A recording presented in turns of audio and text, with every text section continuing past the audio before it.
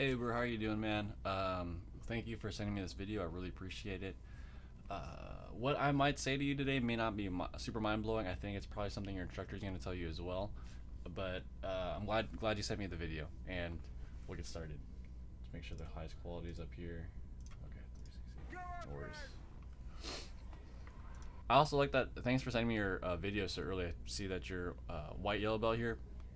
No worries. So I think okay. Well, in general, it's not a good idea to open with a back kick, just because you don't know what they're sitting on. If they're front leg, back leg.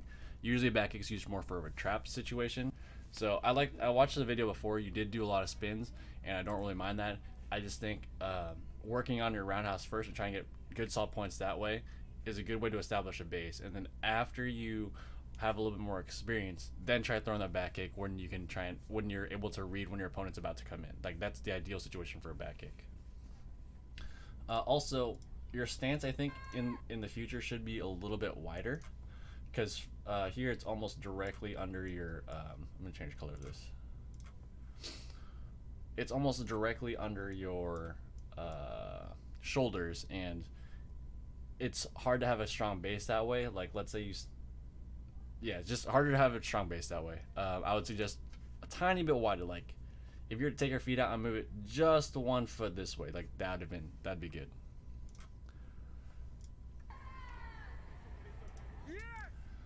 Back kick, no worries. Yeah, and then well, you lost one there. You lost a point there. Good motion. Good. I like your forward pressure. That's really good. Keep that up. Good try. In general also, so I'm not sure how good your cut kick or side kicks are, but if you are able to, let's reverse into this situation here. So creeping on him, not bad. Boom, right here, especially because his foot comes down. You come down, if you're able to cut kick right here or side kick, like that's side kick, lift this straight back up and go right into him again, that'd be really awesome. Get a little thing to add to your arsenal. So at home or at your gym when you're practicing, you can try a round kick, land, and then try and hit a strong side kick after that. And of course, tell your partner you're gonna do it. Don't just do it out of the blue, otherwise he could get injured and he's not gonna be your partner, and big problems with the school, etc., etc. But in general, if you're able to get that side kick afterwards, that might be something to look at for things to add into your game. Nice try. Jump for going out. Good. Good forward motion. You might want to try faking a little bit more too. It's kind of on your initial motion. That's where you go in right away. Something you can do is try faking, like a fake kick, just with your upper body. You don't have to move your legs that much. You can twist your lower body just a little bit. But if you pretend like you're gonna go and then move back, it's a good way to get him to kick and then for you to kick after.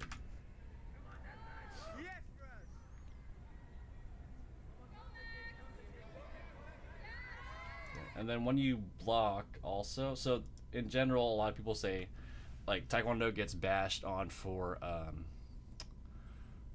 having their hands down, and I like that your hands are up, but try and, so if he kicks to this front side, don't just use your front arm. Let me provide it first. There we go. Yeah, don't just use your front arm. If it's coming, so let me get to a point where I can stand. All right.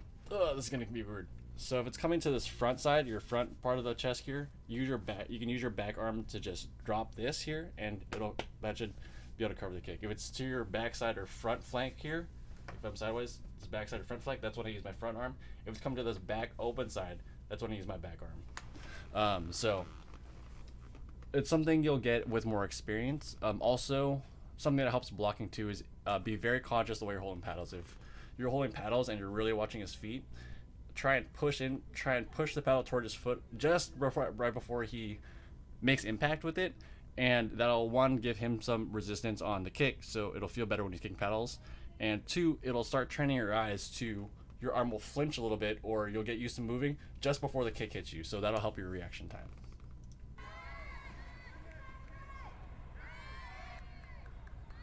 Try not to do the back kick off the line. I like the idea of it, but in general, when you back kick, you want to be looking specifically for his back leg or his front leg to do something.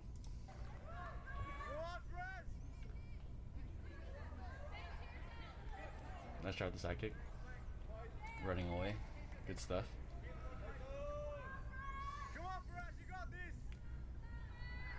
And then also, so a lot of my videos are geared toward black belts and black belt sparring, where it's electronic hogu and where covers matter a lot. But because this is manual, so like manual scoring, meaning this guy right here has a little box that he's pushing buttons for, and then there should be two other people that have little boxes that they're pushing buttons on. What's more important here than blocking though is footwork. So your ability to make him miss. So you got to be able to slide it in and out very fast. And so drills for that is like you're facing a mirror, 30 seconds, 2 sides forward, 2 sides back as fast as you can. You're gonna feel kind of silly doing it, but as you do it more often, it'll become more and more natural to you. And then like slide forward once, knee high, slide back once, knee high, and then try and make that. Like you can use your front knee. So slide forward, front leg knee high, slide back, front leg knee high, slide forward, front leg knee high.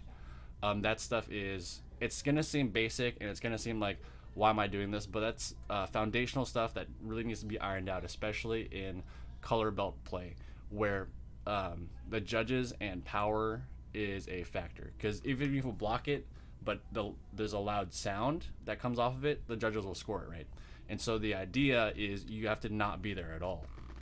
So if you practice moving in and out, you can get him to miss, and if you practice with a knee high after, that's like your kick. So you can try 2 sides back and then knee high, 2 sides back and then knee high, and see how fast you can do that. And then try it in class against someone else, where if you're doing a play spar or a light sparring situation, you don't actually kick them, but see if you can get them to miss, and then see if you can follow up after.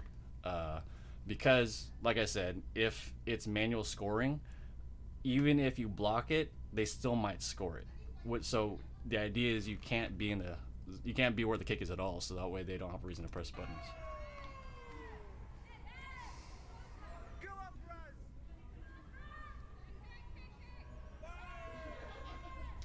Yeah, and then focus on power too when you're kicking. So make sure you have your hip rotation over, your foot's flat. Make sure you're able to recover properly after, so you can follow up, that kind of stuff. Let's try.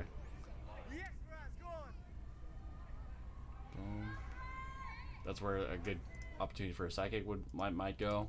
After you miss, he's still standing there semi-straight. If you can use that front leg, land, put it down, and then jump forward and side kick after that, also a possible play for you. Or axe kick maybe, also an option. Nice, good kick, good kick.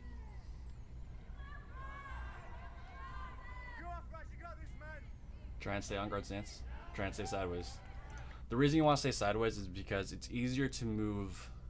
If I'm sideways, it's easier for me to move backwards and evade kicks and dodge, or like move my body forward and back, than it is for me to backpedal and try and lean my body forward and backwards. So if I'm sideways, I can lean forward and I can lean back, and that's relatively easy.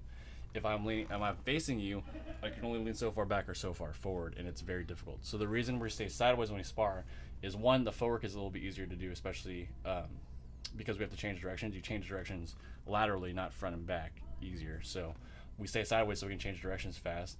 And also, you move your upper body. It's easier to move your upper body and lower body out of the way. So when you're sparring, try and stand in good stance. Nice try with that. So that's kind of, I think the points went up for that, right? Or no? See, like, even though you kind of blocked that one, you somehow got 4 points out of that. But that's the situation I'm talking about, where I think they might have pressed it for you, but they just went to red. But that's a situation we want to avoid, where if he completely whiffs and points go up, then it's easier for your coach or whoever's in your chair to say, hey, wait a second, he didn't even hit my player, and there's 2 points on the board for him now. If you're good at footwork and you're able to evade that stuff, then that won't even be an issue. It's really easy for your coach to, like, dude, he didn't even hit, like, why did you give him points? But if he does hit, then the judges have some leeway to say, well, it sounded like it scored to me, and so that's why I hit the button. But if it doesn't hit at all, there's no excuse.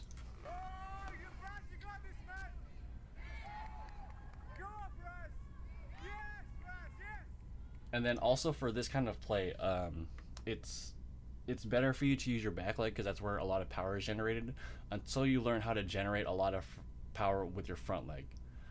So when you go to tournaments, I would rely a little bit more on back leg and trying to get to a distance where you can use your back leg really, really strong, rather than trying to use your front leg, where a lot of national teams are using now, because at that level we can use the front leg with power, and it doesn't matter if it makes a sound or not because it's electronic.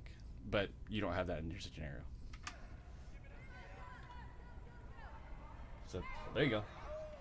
So ideally, in class as you're practicing, if you want to get better at Taekwondo sparring and stuff, the number one weapon I would give you first is a slide back round kick. So here, slide out of the way.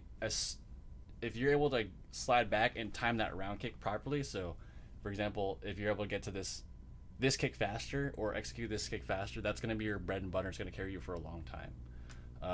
I would almost practice that first. That and a pachagi, which is like the switching round kick where you're fading back and kicking at the same time. Nice try. Nice try with the hook kicks. I mean, I know I told you not to use them.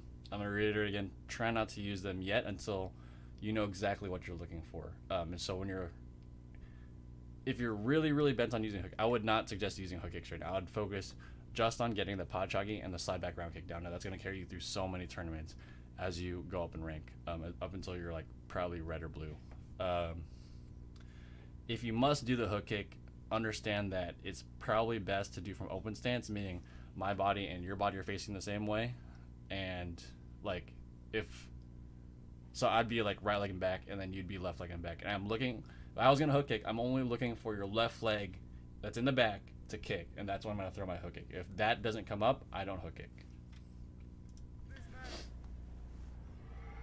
Stay sideways.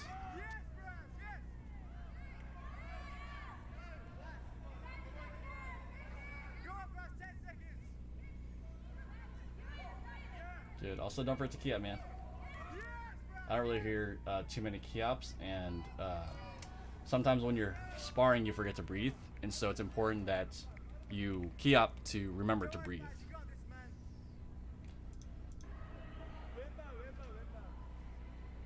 And then in general, also whatever your coach is saying, follow your coach, because your coach works with you a lot more than I do. These are all pointers that you can add maybe on top, but I definitely don't want to go over what your coach is saying.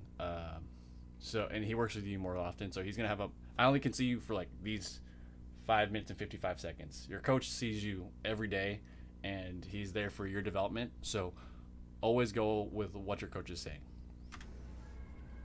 Up until like, you're black belt yourself, and then you can critically think about it a little bit more. But I would say up until you are black belt, just kind of trust what your coach is saying for now. I guess he's talking smack or something.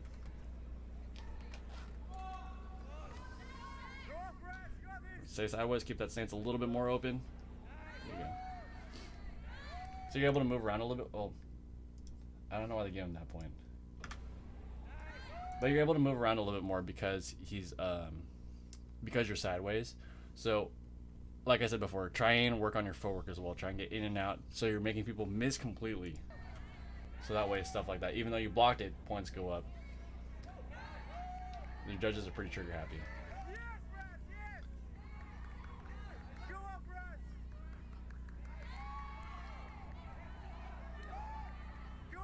Yeah, so in general, right here, it's like, so don't backpedal like that. You want to backpedal in a sideways stance and use your, they call them hujins and chunjins, your slide backs and slide forwards instead of backpedaling like that, because you can do that and change directions much faster than you can going forward and backwards. You guys are punching each other in the face. This guy also punched in the face, but I think yours was on accident, his was deliberate, so a little bit nice side kick. Oh, they did give points for that. Good. Staying sideways. Nice try. And the follow-up, good follow-up. Keep doing. That's, I mean, that combo in itself, if you're able to side kick or cut kick, so a side kick is where you step kind of into it. A cut kick is where you just lift and go. That plus a round kick for now. Master that, good.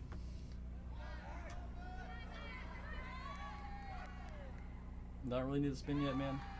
And then same thing. So they're giving him points for just hitting your arm. And yeah, you can get mad at the judges, but to improve, it's best to not look at things outside of your circumstance. You don't control what the judges press or don't press. What you can control is yourself and whether you get hit or not get hit.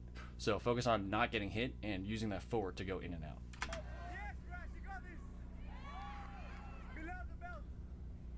I mean, also, so this is not really a technical tactical deal, but just for staying in the sport and keeping all of your advantages, this stuff here where he kicked you low, try not to let that bother you, because you're gonna come across, especially if you stay in the sport long enough, you're gonna come across players who will see that doing something like that irritates you and throws you off your game a little bit, and then they'll do it again on purpose just to spite you, just to make you more angry. Because as you're more and more angry, your amygdala, or that front part of the brain,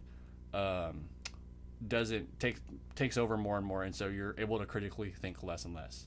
And so if you show people and you show that guy that you're getting upset, players who are really, really into that psychological game will do things to instigate you on purpose. So, and just, being like a martial artist, someone who's doing the sport, one of the things you pick up in Taekwondo is to not let your emotions control you, and to be like controlled in every situation, right?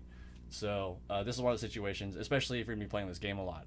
Some people do that, and I've come across people who will try and kick me low on purpose, and then I don't give a reaction, and they'll kick me low a second time, and I know it's coming, and they're wondering why I'm not getting pissed off about it, and then I'll fake or something. They kick low, and then I'll kick them in the face because they're trying to do dirty tactics that aren't affecting me psychologically, and so I'm still able to think clearly and set up traps because I'm not getting upset.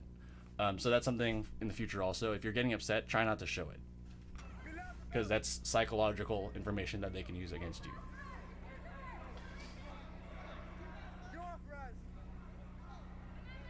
Good motions. I also like though that you're pushing the fight. Like, this guy's been backing up a lot. I like that you're pushing the fight a lot. That's really good. Shows a lot of heart, and I think that it's good because it's hard to train people in general to go forward at their opponents, because usually when people step in the ring for the first time, like, completely terrified. But you doing that is really, really good, man.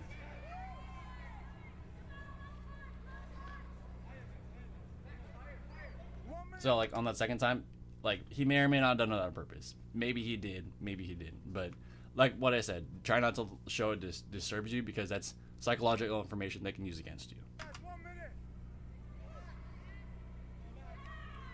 Nice kick.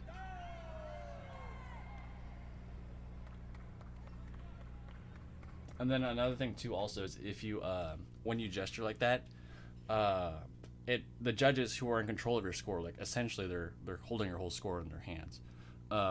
Sometimes it'll like annoy judges if you do that, and so they're less likely to press the button for you. And is that fair? No. But does it happen? Yes. And so if you're able to show that you're cool under pressure like that, then a lot of times the judges will be it won't count against you. They won't have that factor counting against you when they're thinking about whether or not they should push the button. And that is subjective, and it's not really the way it's supposed to be, but it is what happens. 45 seconds, Russ. 45 seconds. You got this, man. Nice try. Try and use your back leg more, especially with manual scoring. Back leg is more proponent to stronger kicks. Nice try. Yeah, so usually your back leg has a little bit more power on it, a little bit more sound, and so using your back leg will create more sound and allow the judges to press the button for you a little bit more often. And then same deal, like what I was saying before, is because even though you blocked it, like, you clearly had your arm in the way here, you clearly had your arm on the way in the second one, but because it's making sound on your body, the judges are pressing the score. And so I would suggest, instead of working on, like, still work on blocking, that's important, but what's more important right now too, if you're going to be playing this game, is to have your footwork mastered. It's better to not be where a punch is than block a punch, if that makes sense. Like in boxing, it's better to bob and weave because your body takes no damage than it is to stand there and like turtle up and absorb. Like you're not really getting hit anywhere critical, but it's still doing some damage. You don't need to, don't spin. Nice head kick. Oh, and then also don't gesture. Like he's running away, but you also want, if you, so gesturing, I'm sure it's just out of frustration, but if you gesture, you're kind of telling this referee, the referee may feel like he's telling me how to do my job, and in general, people don't like that, and so you want this ref on your side as much as possible. So, in my opinion, try not to gesture too much to the refs or anything like that, because you want all the refs to like you, and because the more they like you, the more they'll probably not do as many calls against you. They'll hit the button for you more often. In general, you got to play that little game so the refs like you.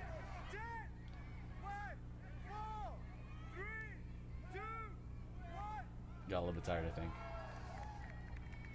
Ran away. I mean, that happens.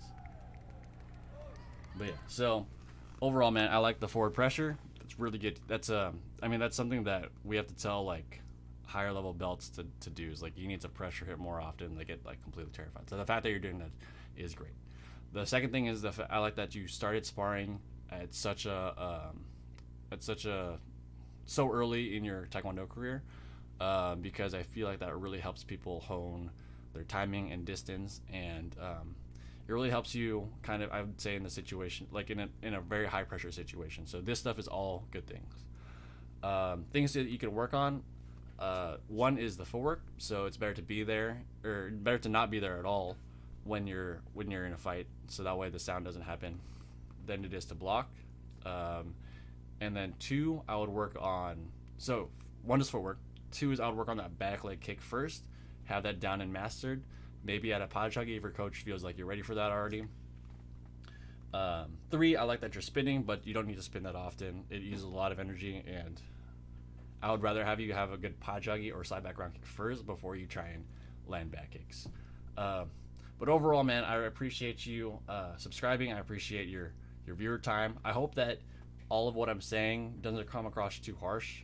I mean, that is not my intent. I just want you to improve, and so it's the best way I feel like to convey that message, if that makes sense. But yeah, I super appreciate it, and if you have any more videos, dude, feel free to send them my way.